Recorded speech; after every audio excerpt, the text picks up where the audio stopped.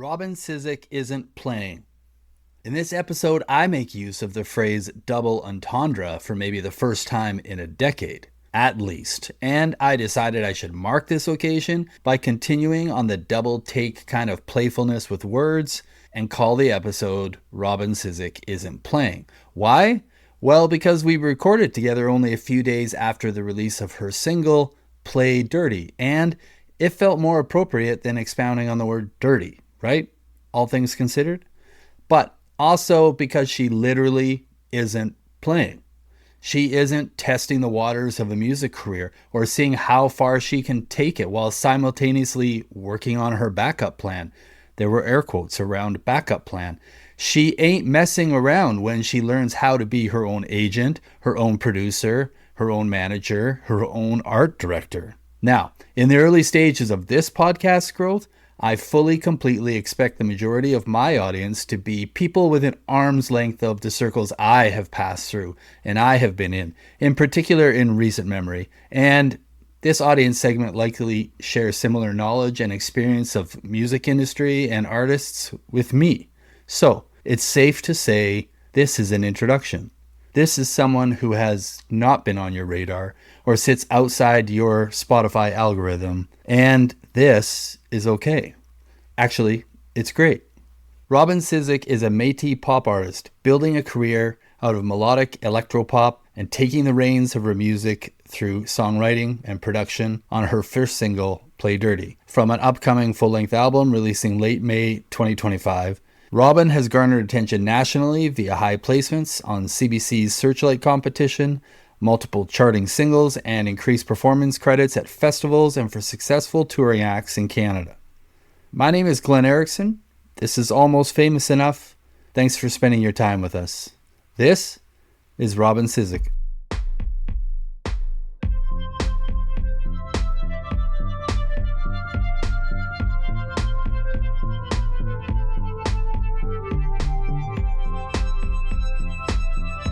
Perfect. So, welcome to the podcast, Robin. Thank you. Appreciate you being here. I know you are probably doing a fair number of things right now as you've just started into the cycle, so to speak, of new music and anticipating an upcoming release. So you just released your new single like last week on like Friday, I think, called Play Dirty. So, and that's part of anticipating an album release. So how long have you so you've got a PR team now. You got one of the best PR teams. So congratulations on that. I'm very lucky to work with them. Yeah, they're great publicists. So how long have you been into the cycle now? So how long did they start getting you into doing press and doing interviews? How long has that preceded the single? When I released my last album in 2021, I reached out to them and their roster was full. So I've been kind of trying to connect with them for a while now. So I'm very privileged to get the opportunity to work with them. And I'm very excited for what they're doing for me for my project this time around. So I've been working on this album for at least a year and a half because I'm doing my own production on a lot of it. So I've been working with this production team, or the publicist rather. I've been working with them since I had, I think, my first couple songs done. So I feel very lucky working with them.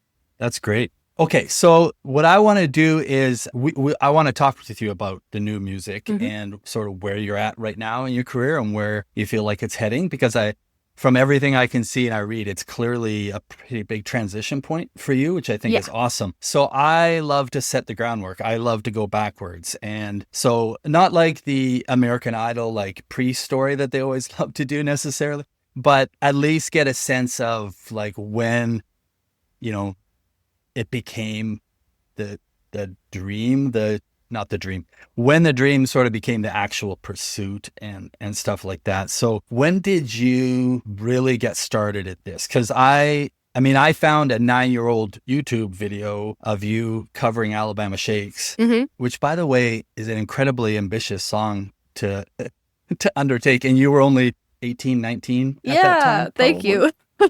Yeah, that's terribly ambitious. So kudos. I'm always extremely admirable of people who are ambitious and just go for it. And thank you. And when I saw that, I was like, oh, damn, that's like an ambitious song. So I had to take that in.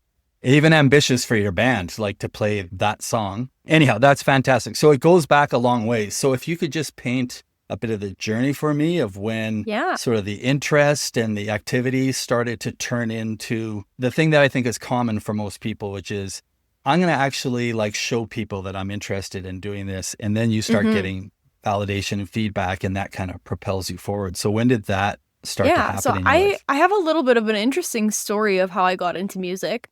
So I was actually an athlete for a long time. So I was a hockey player, Mm. volleyball, basketball, kind of anything I could get my hands on for as far as sports go. And I was always really interested in visual arts as well. When I went into high school, I was actually diagnosed with a genetic condition called thoracic outlet syndrome. So when I got that diagnosis, I was told that I had to quit a lot of my sports because it was putting my life at risk. So if I took a big hit in Mm. hockey, it would have been pretty detrimental to my health. So I ended up getting a pretty major life-changing surgery to correct the genetic condition. And I still kind of have like bad days on and off where I have a lot of like muscle imbalances and stuff like that. But it kind of Can I encouraged ask you me. to Yeah, explain that? Can I ask the you to condition? explain that condition a little bit more? Yeah. Yeah, so before I was born, I actually have vertebrae that are extended further than average in my spine. So when that happens, it fuses onto other bones and can tangle a lot of Mm. nerves and arteries. So it caused a lot of migraines and it put my arteries and my nerves at risk. So had I taken a hit in hockey, it would be a pretty bad thing because it could possibly cut off blood flow and cause like blood clots and stuff like that too. So when I was in high school, I had to get that surgery to kind of correct that. And then I had to quit a lot of my sports. And it ended up pushing me to take a little more risks with the option classes that I was taking because the school I was going to deemed me as a little bit of a risk. So they wouldn't let me take like Mm. construction mechanics, anything that would be super physical. So I ended up saying, okay, well, I like music and I can sing a little bit, so maybe I'll take like the music classes that they're offering. And Mm. because I was going through such a traumatic time, just dealing with my health issues and this big surgery I had coming up, I ended up putting a lot of my emotions and kind of dealing with what I was going through by being in music. So since then, and since like putting my all into music and getting into writing and performing, I just found that it was a great outlet for me. And it's just history ever since. And I've just loved to be involved in the music industry, both with the business side and with the performance side. And songwriting has always been a great space for me to reflect. Mm. I mean, that's really interesting. So well, I have a couple of questions. Hmm. So this condition, I'm curious about two things. One, is this like a genetic condition that those things can keep happening, or was the surgery to sort of prevent it from being progressive? Or did it all happen at once, like when you were young and everything was forming, and then that just leaves you in the condition you are, or is it an Yeah. ongoing So like thing? the way that people describe the condition is it kind of happens like before you're born. So it's just like a genetic deformity so a lot of my Mm. relatives and stuff actually have extra ribs, which is kind of like the same vein of things. But when I was really young, I used to have a lot of nerve pain and constant migraines and like almost like seizures sort of that were caused Mm. by my nerves and my arteries being all tangled up. So when I got the surgery, they removed that. So not to be too graphic for your listeners, but they had to like cut the bone, reroute a lot of my arteries and nerves and stuff like that. So Yeah. nowadays, I'm kind of still dealing with like muscle imbalance, and I do have like rough migraine days just because they had to remove a whole muscle out of my neck as well to kind of sort things out. Wow. So I do have like rough days that I have trouble lifting equipment or that sort of thing, but again, like my music writing is just my place. I feel like when I'm having a bad day, it's something Yeah. to look forward to and something to get myself out of bed when I'm having a rough day, just go and like work on some music. So, Well, I mean, that's maybe plays into the other half of the thing that I think of when you're describing that condition, particularly to the age that you encounter that. So you mm, encounter that in high school yeah, where they're forcing you to make those changes, which is an incredibly vulnerable time of life it was to for sure. be in, to have anything that makes you feel like the other, right? Hmm. So was that playing into a little of, diving into music and having a Oh, place to definitely. escape and to outlet what was going on? Yeah, so in preparation for this big surgery, I knew that I would have to take quite a few weeks out of school. So I ended up doing summer school a lot of the time. So I would take courses ahead of time so that I would have extra time when I had to deal with this. So this condition and this surgery like rerouted a lot of my life. So during summer I was taking classes, and then during the healing process was missing quite a few weeks of school as well. And I remember coming back to that music program, everybody had already banded up. So everybody had found their people that they were working with. But that actually ended up becoming like growing my interest in running sound, and also I think led to me taking on production on this next project I'm releasing.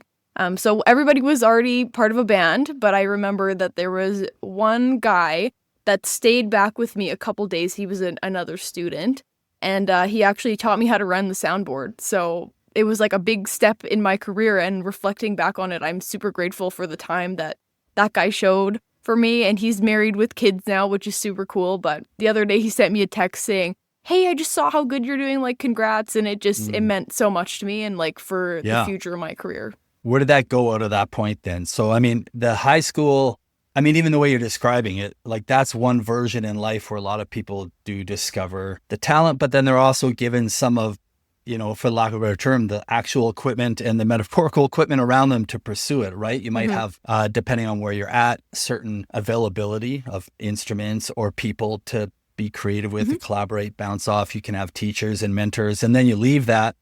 And then what do you do? Do you pursue it on your own, or how does that work? So where did that progress out of high school? So I actually ended up working with a lot of bands out of high school. I just felt like during the program, there was a lot of opportunity to work with other people. But I feel like my experience with having to work solo and even like learning some sound made me confident enough to pursue a solo career in music. So I love working with bands. But there is kind of a give and take when you're working with other people. You kind of have to find the time, you have to find the commitment level, and you have to find people that are wanting to create the same music as you. And that's something I didn't really feel like I found. There's a lot of people that I was working with that were older than me, that were looking to have kids, to get married, all that stuff. And I feel like my commitment level was just a little bit greater than theirs was. So I ended up pursuing just a solo career. So I do all my own management, all my own songwriting, all that stuff. But I think that's been the best path for me, just because I've been able to write my own story through my music just a little bit more authentically. And like when you write individually, I feel like your stories come across a little bit more real, and you're able to write a little bit more vulnerably. That's a really good observation, a good point that you make about how you connect with people. I think like people are always feeling like, how do I connect with people? Or, even the thought of like, how do I form a band? And the idea that very quickly in the process of collaboration or connection or whatever is this, in the music scene at least, like how tight am I going to be able to get with these people? Like how much are they going to be able to give? I think a lot of people have that experience of their first, second, third band, and then the people, and then they realize that they quickly form around the same love of a thing, but there's so much other stuff. Like how committed can other people be? Being a musician is like so crazy, because you have to be so vulnerable to complete strangers a lot of the time. Like I'm sharing my life story through my music, and it's just such a weird thing. But yeah, I think writing individually for me has really brought me out of my shell a little bit, and sharing a lot of those things. So what avenues did you go to try to find, I don't know what the word is, maybe opportunities? I mean, if you're just out of high school the first few years and you're in your early 20s, like where around here were you finding opportunities either to learn? Like if you wanted to do some of that stuff on your own, that's a pretty steep learning curve. Oh, yeah. I'm curious sort of what kept you moving along that path. So I guess I should start with saying I was recently diagnosed with ADHD. So it does explain a lot of like... Well, me too. All artists nowadays. I'm about 8 months into my diagnosis. Oh, wow, so there you cool. Go. Yeah. But yeah, like with that, I feel like we're constantly searching for something exciting. And I think that I found that through the music industry, and just getting to explore this cool thing and perform and travel and all that kind of propelled me forward to keep digging at this and make this my career and a reality for me. So I think when I was pursuing this career of being a solo musician, it was a lot of reaching out to a lot of people, just like a lot of cold emails, a lot of like, hey, give me a chance to do this. Or what do you think of this? There's a lot of artists that I've been personally connected with that have answered my questions. And I've been really lucky because there's a lot of gatekeeping in the music industry. So I've been grateful for that. Absolutely. And because I've been given that, I always try to give back as well. So I've been trying to mentor artists, or if somebody reaches out to me, give them some kind of advice. But yeah, it's a lot of patience. I find like there's a lot of no's and a lot of ups and downs, and you kind of have to keep positive and looking towards the future to kind of keep yourself going. So that has been like not the best thing ever, but there's the yeses that keep you going, I feel like. Yeah, and I mean, us diagnosed ADHDers are starting to learn how to translate those things into, we operate in a massive dopamine deficiency for so long. And the chase, the busyness of the chase is essentially what you were describing there, is a thing that sometimes keeps us up on that higher level. And the no's, or even just the absence of a response, feels like a massive hit for us. It does. And takes us down. And I think it's funny because we often, I've heard the term from so many people, this is a soul-sucking, endeavor so often, because you're putting yourself out there continually with the expectation of that. So I think that term probably got coined by a whole bunch of ADHDers in the music business. Probably, too. I mean, those years for you, that's like kind of, if I'm guessing right, that's kind of right leading up to like pre-pandemic years, maybe, where you're kind of forming your own identity. Yeah, I would say so. Along the way. I graduated from high school in 2016. So 2021 was actually when I released my very first album, right in the middle of everything. Yeah, that's a tough timing of a thing, but you would obviously be doing work leading up to that, right? Yeah, like for sure. Kind of preceding to kind of get to that point. What was the goal for you then, right? Like around then, and when I say around then, like I said, there's always, you release an album and it's your first album. It could be like 2+ years worth of the work, maybe 5 years of songs that you were hanging on to and developing. And I guess when I ask what were your goals, it's more specifically around, I'm very interested, Robin, in, because you're younger, you're in the earlier part of your career. Like, full transparency, I've had a lot of older people on my podcast as guests, like people that I've known, people 20+ years into this, 20+ years down the road. But I'm definitely interested in hearing this side of the story more currently of what people are experiencing and trying to get established as that part of the journey. And so I'm curious what, at least at that point, getting to that point of making the first record, what was the goal in your mind? Was it just to get that thing out? Was it just, did you feel like you knew who you were, or you just needed to make the thing and you were discovering it? I don't know that's if a you can good articulate question, on that. for sure. I think that for me, my ultimate goal in music has just been to make a career out of this.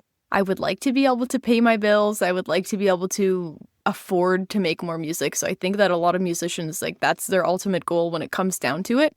I think with that album, I called it Delicate Minds because I wanted to talk about a lot of mental health issues, and it was very good for me to put it out during COVID because there was a lot of people reflecting on those issues. But very true. It had been years that I'd worked on that, and I was writing it, and I actually sat on it for a whole year thinking, I'll just release it after COVID's done, after everything opens up, and then that didn't happen for a few years. So I ended up sitting on it for a while. So for me, there was a lot of planning that went in that, and probably an extra half a year to a year extra planning that I didn't really want to do, wasn't in the original plan. So I ended up doing a lot of cool things with that one. So I ended up doing music videos and entering some film festival stuff. But I think, like, following my main goal of being, like, able to sustain myself financially with being a musician, there's, like, little goals also, like, in amongst that too. So, like, I wanted to try to get my music video in some film festivals, and I wanted to have a song on the radio and that kind of thing. So, like, the little goals were kind of built up to the main goal of just being able to pursue this. So how did you figure those things out? Like, you obviously have done them. They're sort of listed in, the things that you write about yourself. So how at that kind of an age, still in your early 20s, there's a lot to learn in this business. Yeah. Like, so what were the ones that came easy to you? What were the ones that were a little harder to figure out? I would say for me, like, accomplishing these goals, it's all about network. Like, it's all about the people you meet, all about the connections you make, and making sure that your music supports who you are as a person. So I always feel like if somebody meets me, I want my music to reflect who I am when you meet me. So I'm not really the type of artist to put on a whole persona and be unapproachable. I want people to talk to me after my shows. I want people to come meet me. But I feel like that's worked out for me because a lot of industry people I meet as well have been able to kind of reflect with the music that I've written and kind of get to know me personally. So I've depended on a lot of people in radio, in sync. I've had sync people help me with just getting contacts. I've had people with that book festivals, and they have just made a personal connection with me and either offered me some advice or like given me an opportunity. And then there's people that I've just met in like women's communities. Like I attended we have an Alberta Women Entrepreneur Awards ceremony here. I decided to go there and meet some people, and I got a couple gigs out of that and made some awesome connections. So for me, it was all about, hey, I'm Robin, like I'm a musician and I'm looking for this, and just kind of throw it out there. And the worst thing you can hear is a no. Well, I mean, that's the thing that keeps most people from doing it. So that's a fantastic optimism. Is that, I guess I'm curious, Robin, is that natural for you? Like that's a certain level of hustle and optimism, which sometimes can be attributed to being young and not knowing any better, people might say. And sometimes it's attributed to just natural, this is who I am, right? Or sometimes people just have one of those aha moments where they sort of figure out like what the thing is and decide, I guess this is the way I have to do it. Like I'm wondering what that is for you, because you're clearly displaying a certain level of both intuition and hustle. Thank you. That are pretty important. So I think for me, I have been lucky. I've always been a people person, and I think that's my favorite part of making music, is getting to see how other people interpret it, or just getting to connect with people and share personal stories about either being in music or enjoying music. I think it's just being in music is another avenue for me to get to talk to people and get to enjoy their stories and share some of mine. So I guess that part has always come naturally to me, but of course, like, everybody hates rejection.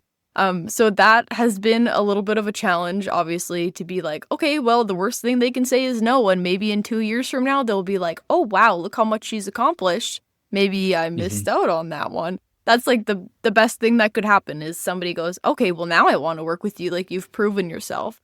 And I feel like that challenge is also something that keeps me going. Like, okay, so I got a no from this festival. Okay, well, I'm going to put out new music, and I'm going to try to make sure that you hire me for in the next couple of years down the road.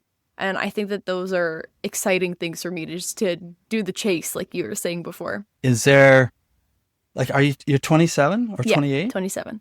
27? Do you feel any, because you've been knee deep in the chase here, like you said, if you put a record out in 21 and you were working on it beforehand, so you've been knee deep in this chase for like 6-7 years of looking at what the inside of the business looks like, for lack of a better term. I guess I'm just always curious, like there's a time with everybody, it feels like jadedness like starts to creep in because of, like you said, all the no's you already identified. You've recognized how deep the gatekeepers are in the business. I'm wondering if you've, like, is that something you've wrestled with, or do you feel like your optimism keeps it at bay, or definitely how's that challenge been? I think that there is a balance between putting yourself out there and also trying to protect yourself, especially as a woman and a solo musician, a woman that has to travel and represent herself at gigs and all kinds of stuff. I say I wrestle a lot with just sound techs even, and that's like a very common occurrence for me, that people just don't really take me seriously because of how I look. But I would like to say I know quite a bit about live sound, and I kind of have to change how my live show was presented to make people take me a little more seriously. So I bring my own table of all my sound equipment with me, and I hand the sound guy an XLR, and I say, you do the volume and I do everything else. So I've definitely kind of had to adapt based on people's perceptions of me in the music industry, which kind of sucks. I wish people would take me seriously upon arrival. But yeah, that's definitely a challenge, and trying to get people to see the value in the knowledge you have and what you have to offer as a musician has also been challenging too. Also as an Indigenous person, like there's a lot of stereotypes around Indigenous people, especially in the music industry. So it's been a challenge to also break those as well. And as a white presenting Indigenous person too, I believe that I have a privilege that a lot of other Indigenous artists don't have, and therefore I am supposed to be the person that stands up for the other Indigenous artists that have these stereotypes very visibly put on them. So yeah, there's definitely a lot of challenges for me, and I feel like it's just taking one thing at a time and trying to better yourself and don't give people the opportunity to doubt your skills. So having everything prepared, everything ahead of time, showing up early to gigs, looking professional every time I meet someone, just those little things, you kind of have to work extra hard to make yourself not doubted by other people, sort of. Yeah. Okay. I want to make sure I put a pin in the things that you were just talking about the factors that being Indigenous that you brought in, bring into that, because I'm definitely interested in hearing your perspective and experiences. And I'll bridge to where I want to quickly chat about saying all the things you just said make me think of a guest I only had on a few weeks ago, Brandy Sidorka of Nice Horse, who was saying all the same things, how much extra effort she has to or feels obligated to put in to working because she feels like, you know, for lack of a term, maybe she feels like she's having to kick the door every single time and every single place she goes into that, you know, people like me haven't had to, unfortunately. So it's a really interesting parallel. The part about the sound engineers, about the lack of respect, really, I think is what you're alluding to in a lot of ways. I mean, if people don't know, to me, like sound engineers, and we're talking really just like the sound guy at a club or a bar or whoever got hired at the place you're playing, they so often feel like the IT people of the computer world, like these very old school, like purists, like they think that they talk the language of sound and they don't, they get easily offended. They seem to have sensitive feelings. If somebody tells them what to do, they can often present. I got friends who are in this, so I hope they're not offended I'm saying this because not everybody's like this, but there's a bit of a stereotype. And what goes along, and the reason I'm framing this stereotype is because unfortunately what goes along with that stereotype is it's dudes.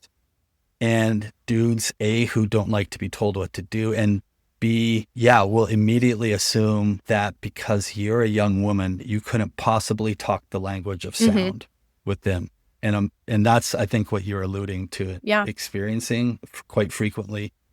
So despite how much work and effort you've done to learn your craft and the language of sound so that you can, you know, control the outcomes of your own live performances, that's what you come up against. For sure. And like, I'm by no means an expert. I'm learning production. I'm releasing my first project where I'm doing my own production, but I would like the opportunity to prove that I'm with you. I would like them to assume that I know rather than assuming that I don't. Yeah. And I think, and the reason I call that out, Robin, is because it's 2025. And I think there's a lot of people who assume that these things, because it gets talked about, like all the gender imbalances and inequities and even race inequities, right? All these things get talked about so much now publicly that I get a sense sometimes that people publicly think we're good.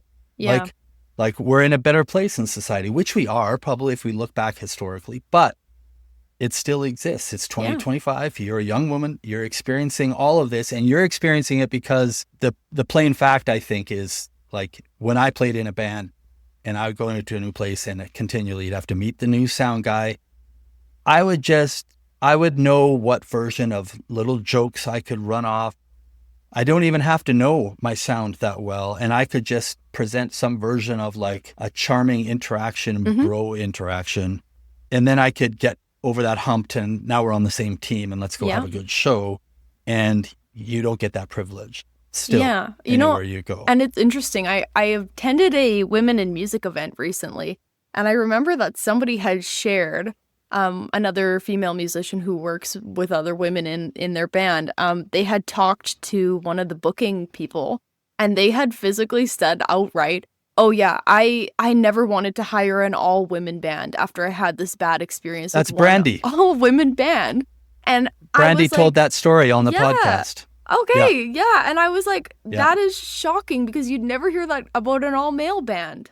You would never hear that's the anybody joke we say, made on the episode is like nobody's used that phrase. No. It's so funny you're saying this. nobody's ever used that phrase. An Our all-male little band, music right? community It's is so just, small. Hey, these stories get it is. around. It's very true. But it's very true, and it's very unfortunate. And I think it's just great to keep talking about those things. I think I don't love that I get this feeling sometimes that people think we're good. We've figured it out. We haven't figured it out. Like there's a lot of work to be done in little pockets. It's not just the, the way the Junos presents a version of equality in music. It's actually the artist like you showing up in a new venue, in a new place, and having to encounter the same story every single time. And how, as a result, probably how you have to prepare yourself for that. Yeah, I guess it's just such an easy way to get jaded in the business. And I don't know, is the community of women events that you've been attending, is there other ways that you've been either consciously or unconsciously trying to help yourself work through it and not let it creep in? Yeah, I think like when you say that, what I think of is I think that there's a lot of like women supporting women in this community, which has been really good. But I also think because women have to put in so much more perceived effort than maybe their male counterparts, I think that there is kind of this competition that can build between women in music as well. So we can kind of be mean to each other and think, well, I want that spot. They're not offering as many spots to women, so I need to compete with all the other women to get that spot. So it really breeds like this weird kind of nasty competition that I hate. And I feel like if we were all at the same level where they're just like, I don't care if you're women or men, we're going to hire who's the best for the job, but make sure that there's enough women representation and LGBTQ representation and stuff like that. I think that would be better for breeding more of a space of support in amongst all musicians. Yeah, that's a really good way to put it, Robin. I think that as hard as you can try to be women supporting women, or any sort of version where there's clearly still only a certain size of the pie available to you, it inevitably will breed competition for that. I mean, stories like that in all different industries have been told, like right from, if you would watch Mad Men, to that era of history of women trying to break into the advertising marketing world, and was very characterized, but it still rings true. It still happens today. And yes, if anybody wants to debate it, they really shouldn't. That women have to put in significantly more effort just in all the different ways than men are having to do. And I think it shouldn't just be women supporting women groups. We probably need to find a men in the industry supporting women sort of actual efforts, right? Like I think there needs to be a place where I think the guys, especially the ones who have been around a long time, are making distinct efforts to break down walls, to, share and create equity in the opportunities that they're being given. Yeah.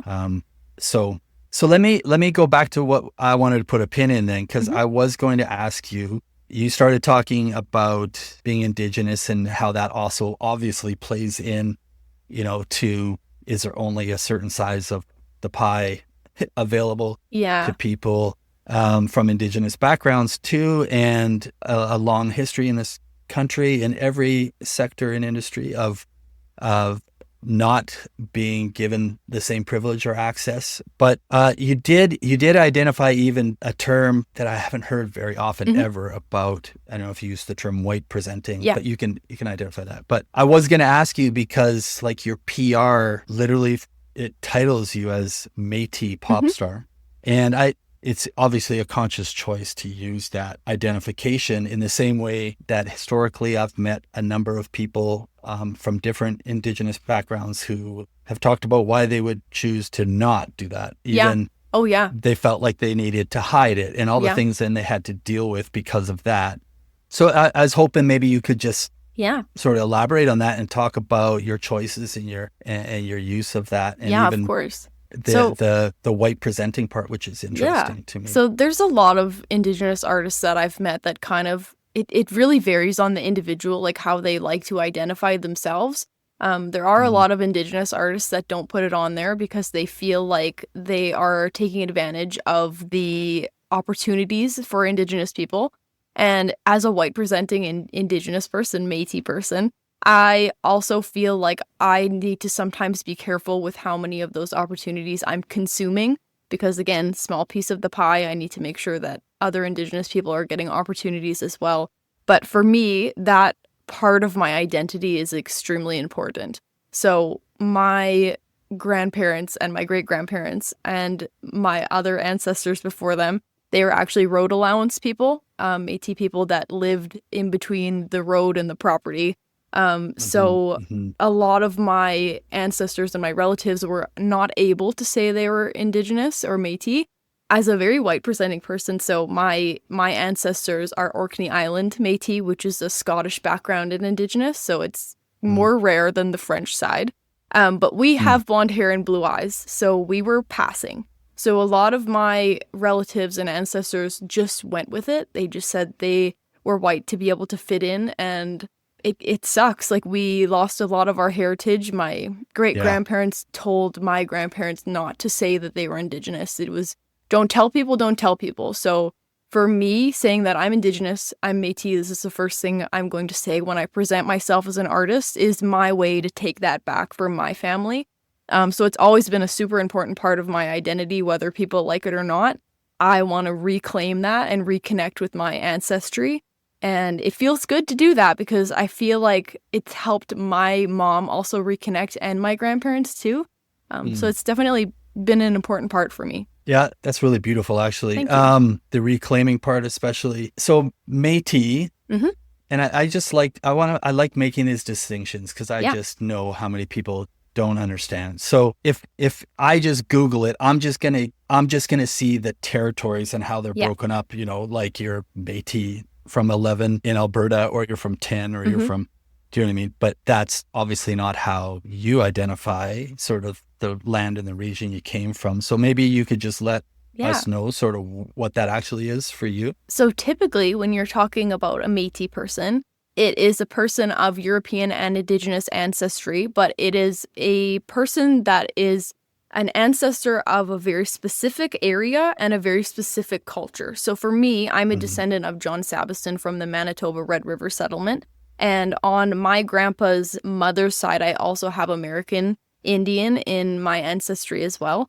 So when it comes to Métis, I'm from the Red River settlement in Manitoba. So when you determine your Métis heritage, you have to connect it to an ancestor that's in one of those communities from a certain time frame. So anybody who's listening who both, like, I'm over 50 and like I grew up in Saskatchewan. So like there was a part in our school of elementary school level where you learn local history and you learn Louis Riel story and you go to Duck Lake because it's like close enough and it's like part of like a field trip. And so you say Red River, Manitoba, Métis, I immediately think a big part of Louis Riel's story. But I mean, that's very French Métis, and you were making a distinction about Scottish Métis. Yeah. So is there overlap? There is, like, I can't help but be curious about that. So it's mostly based on the community. So the community is where we develop the Red River carts and the Métis sashes and all these pinnacles of Métis culture that kind of follow us today. My relatives were originally from Scotland. They traveled to Orkney Island and they traveled to these Métis settlements. So the only difference I would say is that we look different and we didn't speak as much French. So we're still a big part of that community, and we kind of are ingrained in the Métis culture as well. I remember when my mom was younger, she always used to share this story that she always thought it was normal, and all the other kids used to skin muskrats when they came home from school, but apparently that wasn't normal for kids that weren't Métis, and they used to have kitchen parties and all kinds of stuff. So my mom was very, very ingrained in Métis culture, and I grew up in the city, but for now, like, I'm very connected again to my local Métis community and to my grandparents. So it's been a huge part of my identity. Wow, that's really cool. I'm really glad. Thank you for sharing that and helping me understand a little bit more. Yeah, so let's jump into kind of more where you're at now. You've got this album coming up in May, June, and you've released the first single for it. And you already sort of alluded right off the start that you've put so much effort into doing a lot of this yourself. So you're going into an album cycle where you have the support of a great PR firm, and Tiffany, who we talked about, is really quickly, is that sort of the only quote unquote part of a team? Yeah. Like we talk about our teams as artists, right? And yeah. I think for me, my team is a little bit unconventional, I would say. So I love having my hands in absolutely everything. I love managing myself and being the one to reach out about festivals and stuff like that. I like having my say on what I'm putting my name on. However, Penelope PR is like the best ever. And I'm really excited to work with them. And I think that because I'm so picky about who I work with, that says a lot about how they've treated me and how they've helped me with this project. But for me, my team looks more like I love working with certain photographers. I love working with like a certain assistant that I like to bring around with me. Just that kind of thing. Just people who can help me do the jobs that I need to do rather than handing it off to, say, a manager or something like that. I love being in total control of things. And I'm hoping that someday my career grows to the point where I do need to outsource that. Because I would love to keep growing and getting more opportunities. But at this point that I am right now, I'm having a great time being in control and having a say in my branding and the way that I create my music.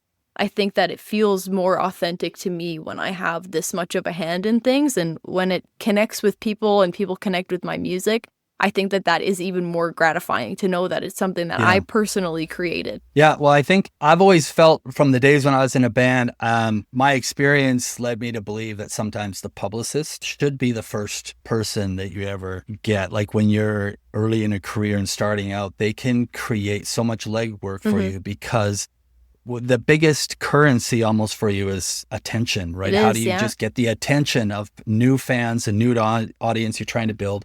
And then industry people who want to see your fans and your audience in order to give you attention. So that's their job, is to do the work of helping you get attention. So I think that's a great choice. I think it's interesting the way you sort of described that. You know, you've found a love for doing it yourself. I have. I really enjoy it. Yeah. And you wouldn't expect, you're not looking for a relationship where you just hand that off to somebody else. And that's literally the reverse from a lot of people I've known and we talk to in the industry, and artists who can't wait to get to the point where they can hand it off, right? It's like, I don't want to do all this stuff. I just want to make the music. And now, 20 years ago, there was a different version of all the things we hated doing. Nowadays, it's, everybody feeling the burden of being a content creator takes and like, more time than sometimes I dread music, it. Sometimes I dread doing the work. Sometimes I dread sending all the emails, but I do love that it's based on my personal connections. Like if I connect with somebody in radio and I send them an email, they know who I am. We can talk about things going on in our life. I follow them on social media and I can see when they're taking their dog for a walk or what's new in their life. And I really like that. So yeah, I was, because I had read some of the things you'd written about your taking on production in this, and as one part of you taking these things on. But I also, ironically, very ironically, like I just yesterday was reading the stuff about you and the production on this record, and how you had done a lot of work to be able to do it yourself and have things at home and all this stuff.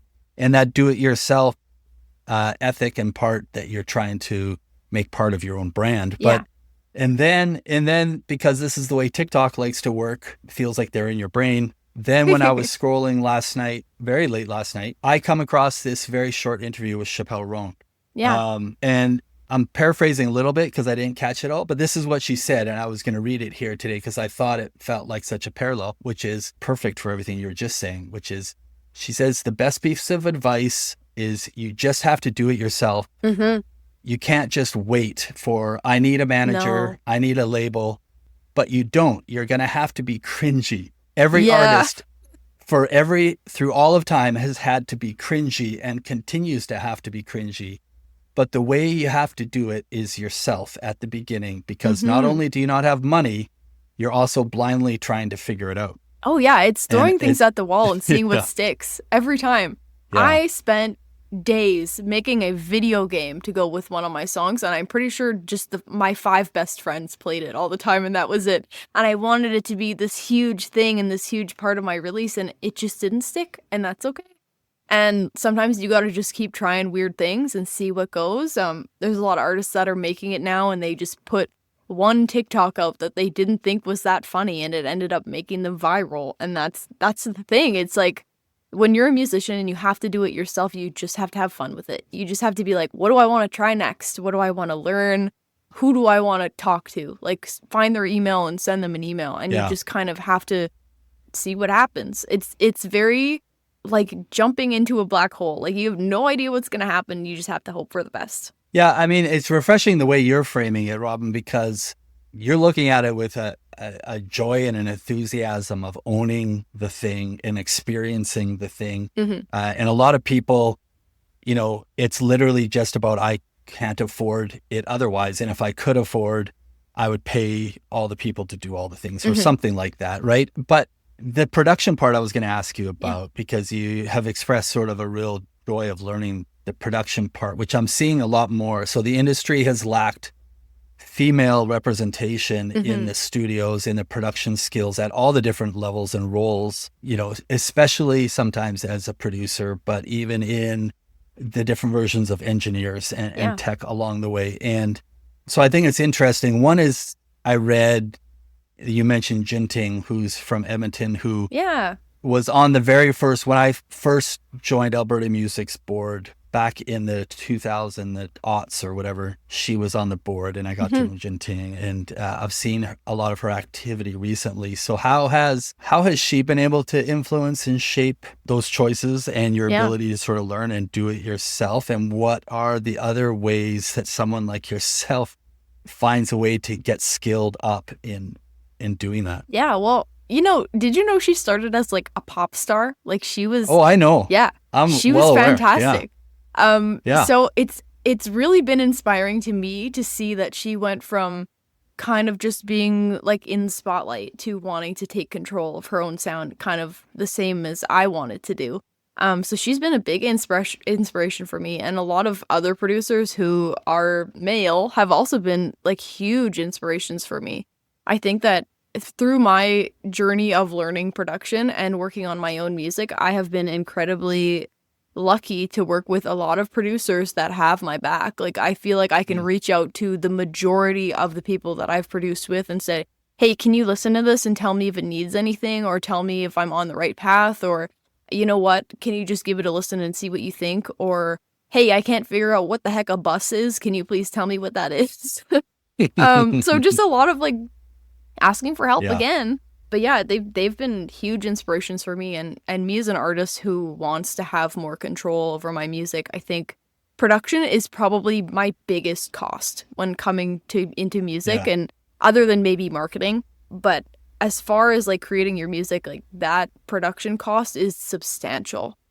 So being able to do a lot of that myself is going to make a huge impact on my future as an artist and my ability to achieve my ultimate goal, which is to make this my full-time career and financially support me.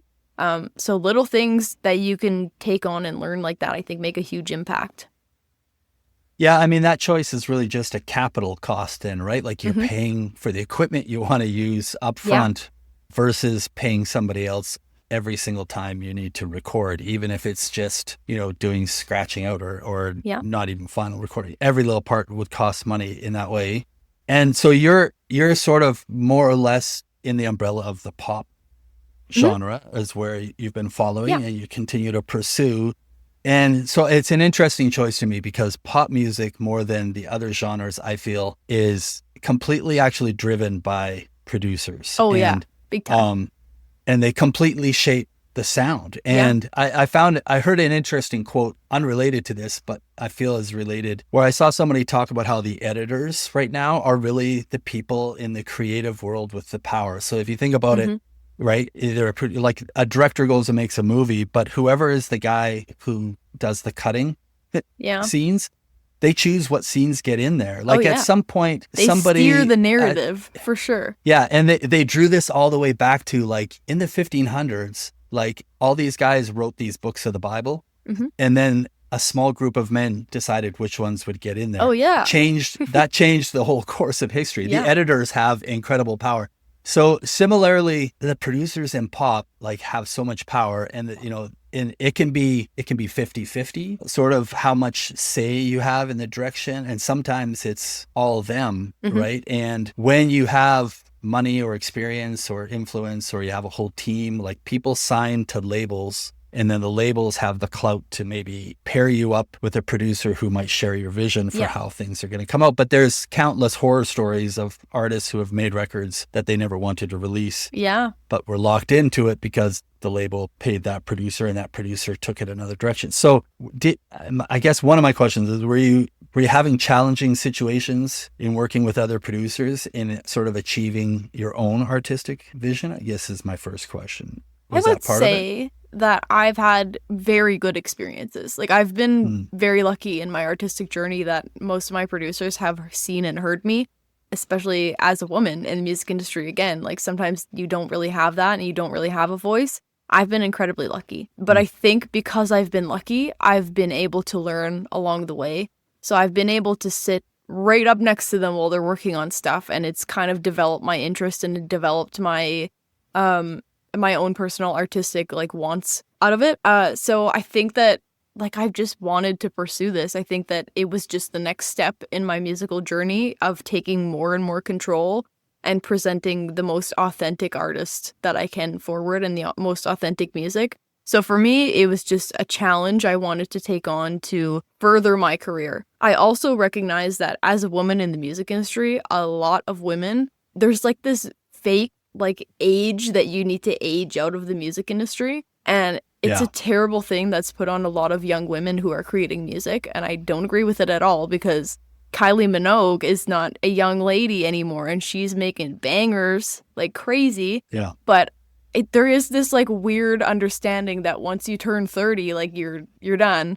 I don't want that to there's be me. ageism. There's ageism throughout the industry. Like it's ageism, it's not sexism. It is, yeah. First of all, because I've experienced I bet. Even a guy my age, I feel like I have no more relevance. Like that's just because that's the industry. I hate that. I hate that. But then you move that over to that there is sexism and they overlap, and then you're right. You have that double thing that's going on with how does that particularly happen to women? And again, I keep referencing previous guests. I had a friend on, Adeline, who when I met her was like 30 years old and already feeling like her career was just starting and she had all these opportunities, and she felt like she had this narrow little timeline left to try to make it, to break out. But she's had a career. This is where you're the best. Like you have the most knowledge you've ever had. How could that possibly be the end of your career? Yeah. But I think for me, I refuse. I refuse to be, like, I want to be 50 and I want to still be creating music. I want to be in my retirement creating music just for fun, and I want to be taken seriously. So for me, anything that's an opportunity to learn and create a new value for myself or create a new position for me to stay in the music industry is something I want to do. Because I want to be doing this, something that I'm passionate about for as long as I possibly can. Yeah, I think that's great because like you mentioned earlier, well, it's just the idea of you wanting to do it yourself, which a lot of people could skeptically sit here and go, well, if you really want to make it, quote unquote, eventually you're going to have to like have a big team and give the power over to somebody who's a specialist in all of these areas. And parts of that are and aren't true. But first of all, we have to, and that's what I'm trying to do with this podcast, dispel the idea of what making it is and what a career in music actually is. And therefore owning all these steps so enthusiastically like you are, I think is a great example and story of what it can actually look like and what the opportunity are. And what I love about it is like we get the chance, because you're still young at it, to watch how that plays out for you, which is going to be great. I mean, if you look at, we were referencing pop and you were talking about the idea of like taking control back of all of these areas. I mean, the biggest examples on the biggest stage we have are artists like Taylor or Beyonce, who had gone through the typical cycle of having somebody else control their career and the choices. And then when they finally got to enough like clout or whatever, that they were able to take it all back, right? They don't want to hand it off to someone else. No. They do want to own it. They're sharing the same sentiment that you are, where you are in your career.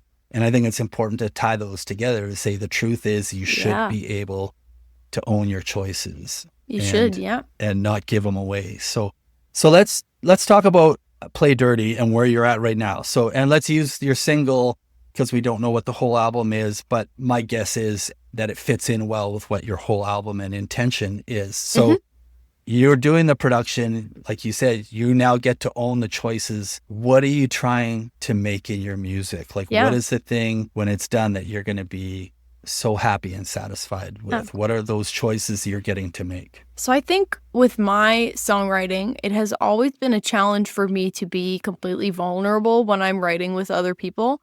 And I feel like now that I've grown as an artist, I've become more comfortable with it, but I still think I am the best writer when I'm on my own and I can really think things through and think about, okay, when was an experience that made me feel this way? So I think with this new album that I have coming out, there's a lot of love songs, a lot of revenge songs, and maybe stuff I wasn't comfortable like letting people into my little world about. So Play Dirty, I felt like was a good first experience of my new project coming out just because I produced the whole thing, I wrote the whole thing, and it was one of the first songs that I did produce on this album. But I also think it had an edginess that was still pretty vulnerable. Maybe something I don't usually share in my music was that little bit of like grit and little revenge song that I haven't shared before. So I'm hoping that it is reflective of the growth that I've had as a musician. That's pretty great. Like vulnerability is a pretty huge thing. What are the areas that you, if I can ask, it's a vulnerable question. What are the areas that for you feel like most vulnerable to sort of put out there? Like for me, I remember going through a time of being like, and maybe this is partially stereotypes of a man, like mental health things were difficult to talk about, right? For a while. And so I'm wondering what the vulnerabilities are that are hard for you. I feel like for me, it's relationships. I feel like I closed that part off of myself for my music career. So I feel like for me, a lot of this album is about relationships. So I can tell you a little bit about the album just because I have everything set up. Do. The album's going to be called Tempered. So I wanted to kind of create a title that talked about the way that we talk about emotions. So me as a woman, I reflect on that a lot. There's kind of this balance between I'm going to be loud and angry and tempered, having a temper, but then there's also this balance between choosing to be strong and silent, kind of like tempered glass is it's fragile but also strong. So I wanted to really play with that contrast. So there's a lot of songs that are outwardly angry on my album, but there's also a lot of songs that talk about love in a positive way. So I wanted to kind of balance those two experiences that a lot of people have in being outwardly emotional or just being strong and quiet. Well, everyone loves a double entendre, so that's a great use of tempered as two different things there. So getting this out right now, what is the hope for you? Like, I'll frame it this way. We've already sort of just talked about where you've come from and where you're getting to and what you want to accomplish and what you want to do. And we would all love to make the big leap and jump like 3 rungs up the ladder. Yeah, totally. But you've shared so much realism in what you've experienced and understanding how things really work. So for you, what do you feel like is the real next rung of the ladder for you? Is it the live shows or some opportunities you want to get that way? Is it just strictly fan base and growing fan base kind of numbers and support kind of leading to a next record? Or is there something specific that you feel this would tell me like I succeeded, I got to where I wanted to get? Yeah, that's a good question. I think that there's lots of goals that I have that if I had reached those, I would feel like it was successful. One of the things I would really like to pursue is trying to get sync deals. Like I would love to see how people use my art to make their art say something to people. I think music has a huge impact in movies. Like I'm sure if you played me a scene from a movie and it was sad and it didn't have that backing sad music, it just wouldn't feel the same. So I would love to see somebody's take with my music for film. I always am very appreciative of all the radio hosts and stuff playing me on radio. So that's always really cool for me.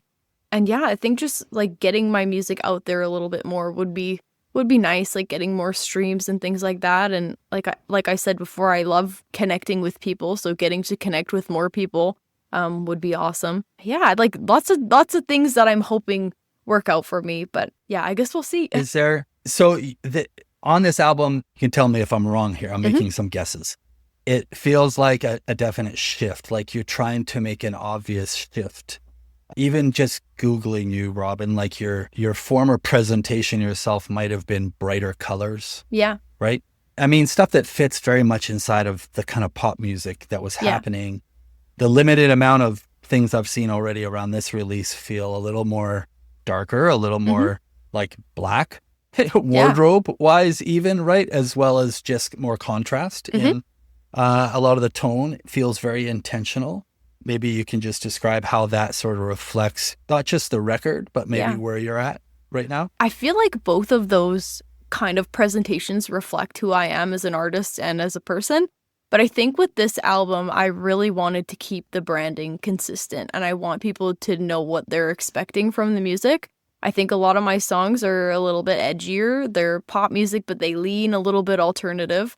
And I've definitely experimented a lot with the sound on this one, so I wanted the images to pop and kind of connect with that exploration and that kind of the new era of my music that I'm going through with my own self-production. So it was definitely a conscious choice to kind of make that shift and create something that was visually connected to the music.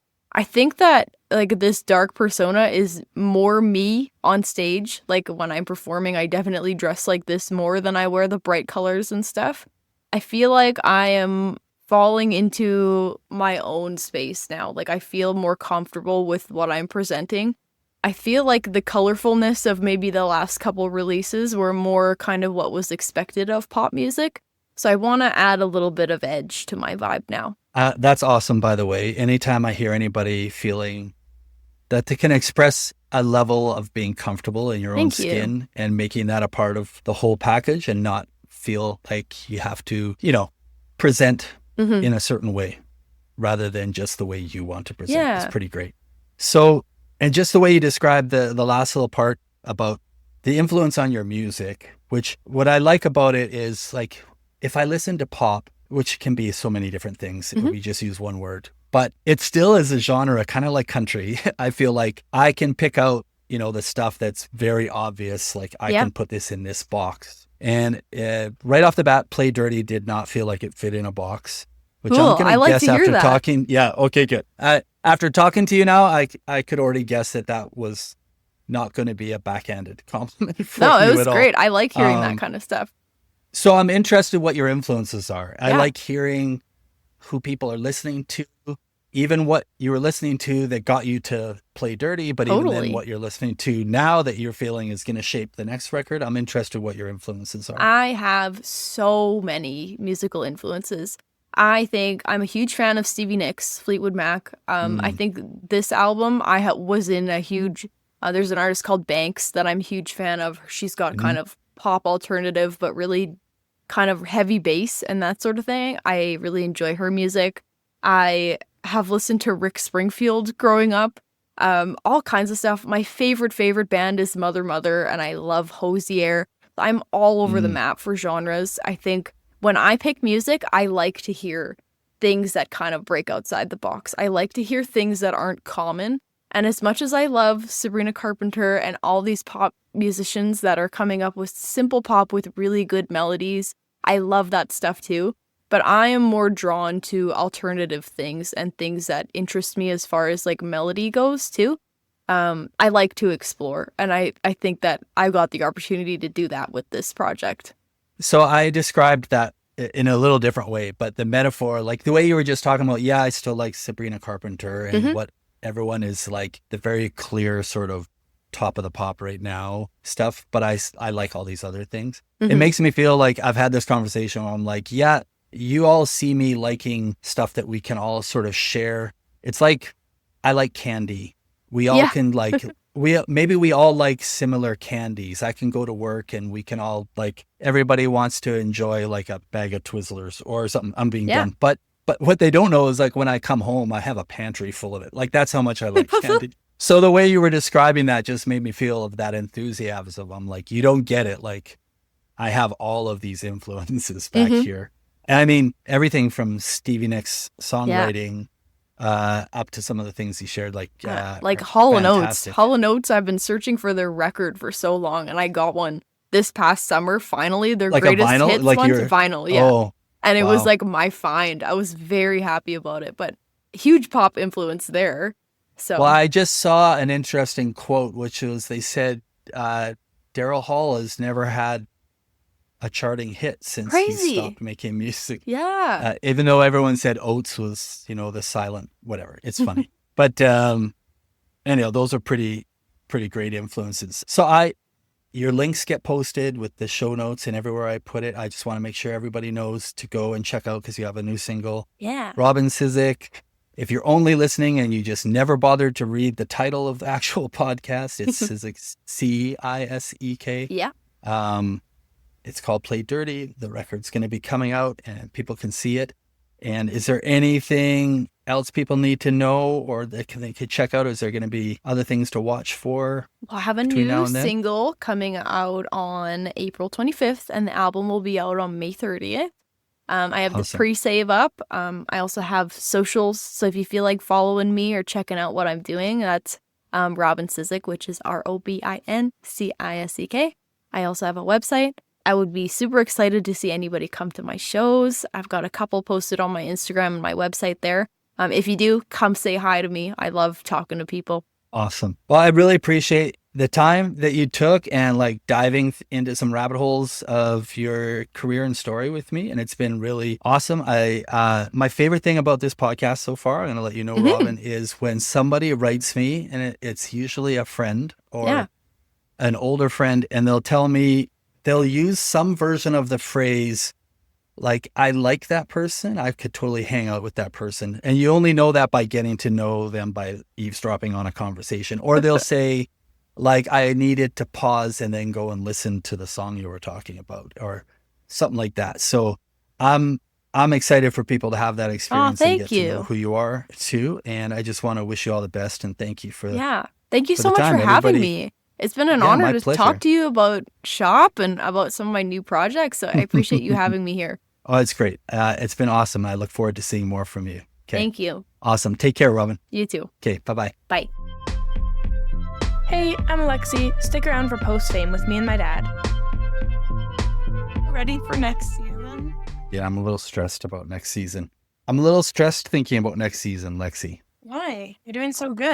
Well, thank you. I appreciate that. But I don't know, I know that there's a bunch of things I need to still learn and take some time to do better, but I kind of don't want to take the time off because like 12, 13 episodes. Yeah. Like I feel like I'm just learning, just building momentum. I don't know, anyhow, there's lots of things. And I'm just this person who's like, I don't want to put that ball down for a second. I'm always afraid that it doesn't get picked back up or something. My own little mental, whatever things to sort out. Yeah. But it's fine. Thank you for taking some time tonight to talk about the episode with me. So Robin Cisek is somebody who is new to me and on the radar. I said radar, very funny there. Anyhow, it was really an interesting conversation. I really enjoyed conversation with her, especially she was very quick and articulate, which is always really nice and refreshing when you talk to somebody. You just never know what to expect. And just very, well, I said quick and articulate already, but specifically to the things she was talking about, which is obviously her music, her career, her choices to kind of own things herself, and the absolute joy and pride she takes in do it yourself. And I guess I've just seen so many people who treat do it yourself as kind of the only option they have when nobody's rushing to help them out. Right. So it's like, I guess I'll do this myself. Whereas she's like, no, I want to do this myself, like this choice. Like self-empowerment. Yeah. And there was that. And then there was the self-empowerment part about her heritage and her family and her great articulation about her Métis heritage and what that actually means, where she was from, but mostly that I made a note that she's being introduced on the PR and the promotional pieces as Métis pop singer. And that's a conscious choice to put that identification in there, right? Wow. It's like, I'm going to be I'm going to be cautious, but I'm going to be openly transparent if I'm making either mistakes or I can be misunderstood or misinterpreted. That's life. But, in other, let me take it out of race and switch it to gender really quick, right? Mm-hmm. Like it's very clear in the conversation that people don't still want to be using the term, she's a female pop singer. Yeah. She's just a pop singer, right? She's not a female guitar player. She's just a guitar player. Yeah. And so that's the translation to me, which is I'm accustomed now to people not wanting someone to put that title and that tag Well, like on not them, put them in a right? box. Like you don't, like a lot of people stray away from titles because then like, it's like if you like choose to not have a variable like in a name that you choose, it's like as soon as that's what you're getting introduced as, like it's gonna like come with assumptions and like possibly like it's the fear of like getting put in a box. So it's her being like, but put me in that box. Like that's the box I belong in. Maybe like. Yeah. Well, and that's why I had to ask, because I wanted to understand what the choice was, because it's clear that it was a choice.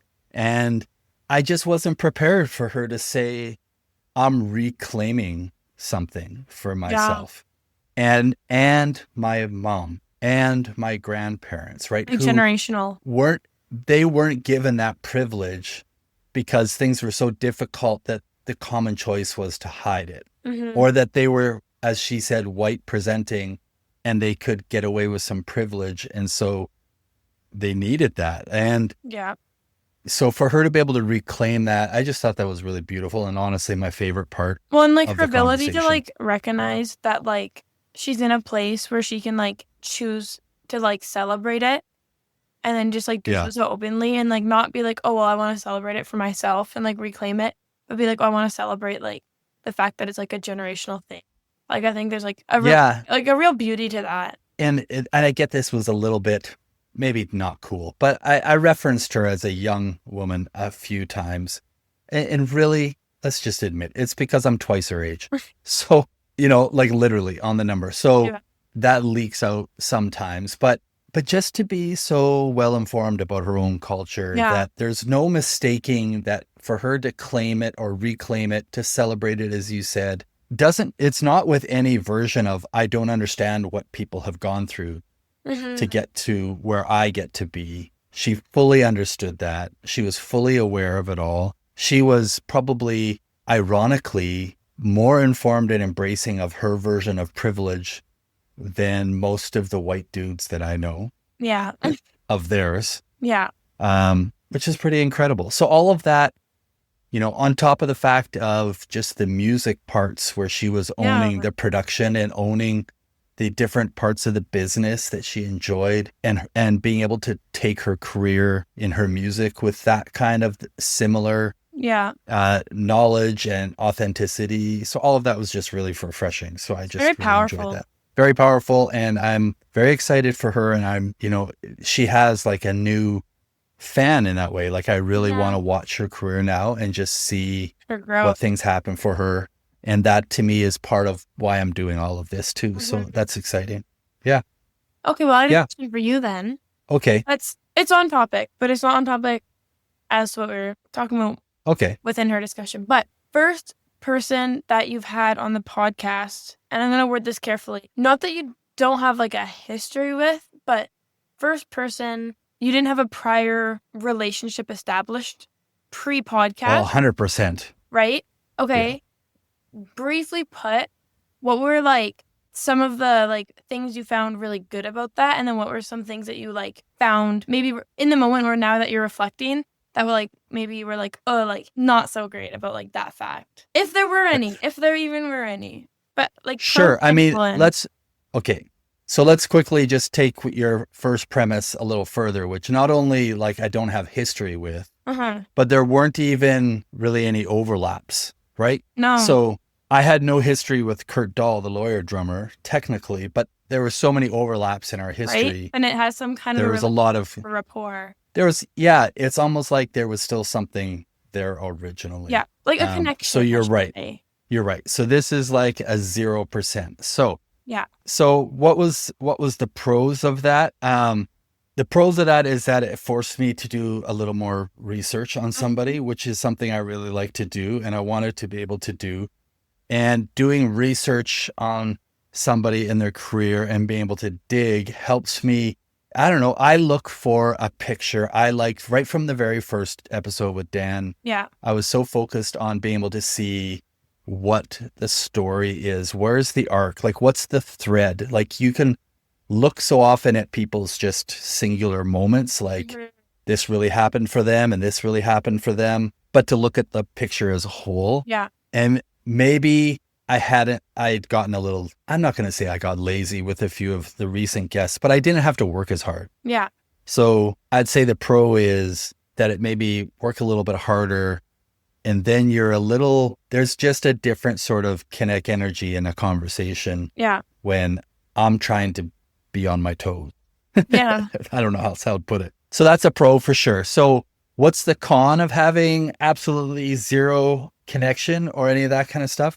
It's really flipping the coin. I think from what I just said is I rely heavily on relational, like empathy and kindness and really wanting to draw the best out of somebody. And that's very easy for me to do if I've already established some premise of that. Yeah. So the con of doing just a straight interview as if I was a part of the media with somebody, yeah, to this degree compared to the others, is that I, being rather transparent here, I can be left feeling like I'm floundering a little bit, and I have to keep the voices out of my head that are trying to tell me, like, maybe you're not doing a very good job of this. Yeah. Like literally in the moment. Do you know what I mean? Totally.